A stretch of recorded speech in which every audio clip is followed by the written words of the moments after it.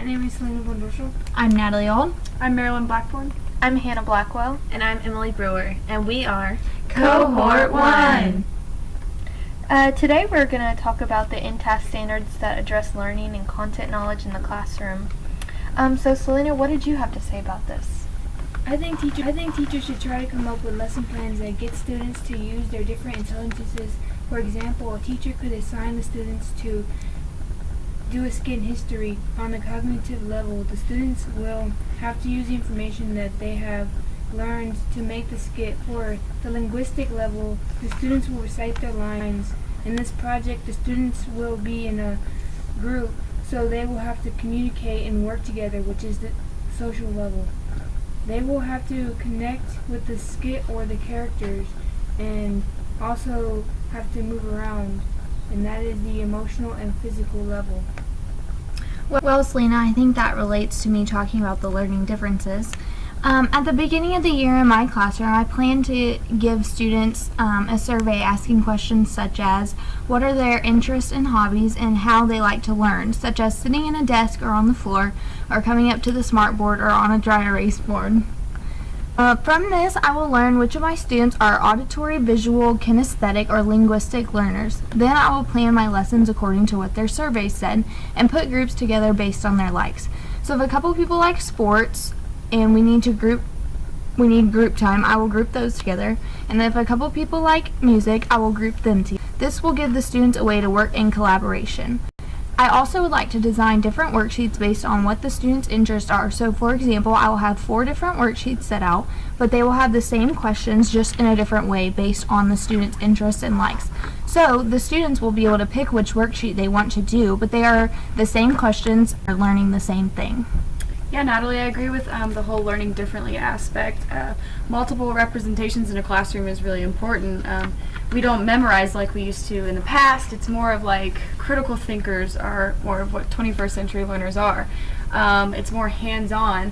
And according to the teaching channel on integrating dancing into other subjects, this is a way we can teach with movement and other things other than just a lecture. So that's why I believe multiple representations in classrooms is really important. Going off of what Marilyn just said, right now in our schools and our classrooms, we're really teaching 21st century learners, and they're really critical thinkers, and we're not just teaching them and lecturing them at the beginning of class, but we're getting involved and teaching them how to use the information in the real world. And I think that is so important because it helps the concept better and to better understand it. For example, I could be teaching about subtraction, and we could do practice problems all day, like 5 minus 3 is 2. But if you put these numbers into real life situations, like Sally has $5 and she spent 3 on an ice cream cone, how much money does she have left? Then I believe that they'll understand why they're learning subtraction and really better understand the concept. I think it's also important to relate their content knowledge back to the real world problems, is because that's the reason we're teaching them. And if they're not prepared for the real world, then I think as teachers we have failed. I think that our students should be successful. Those are some really excellent points, but I also feel that it's very important to create a safe space of mutual respect. Kids need to know that their teachers understand and respect that their way of learning is different from other students. And a good way to do that is to communicate with their teachers from previous years, and also with their parents. These teachers and parents have known these kids longer, and they have tried things that worked and didn't work. So it's really important to communicate with them and get information about what worked for them and what didn't.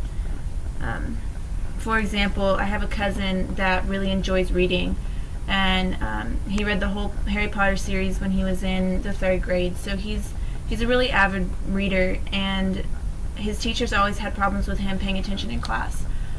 He would be so distracted, work done so much faster than all of the other students, and this would cause him to just kind of goof off when he got finished with his work. So the teachers and his parents came in and had a conference, and they found a solution that when he finished his work he could pull out a book And it could be any book that he wanted, and when he was finished with his work, he could read it, and that really cut back on like the distractions and stuff. So he learned how to respect the fellow students along with his teacher by not distracting them, and they learned to respect his way of learning and just getting his work done and getting to do what he wanted to do. So it's really important to create that space because it helps everybody in the classroom. So I think that's all that we have for today. Join us again next time.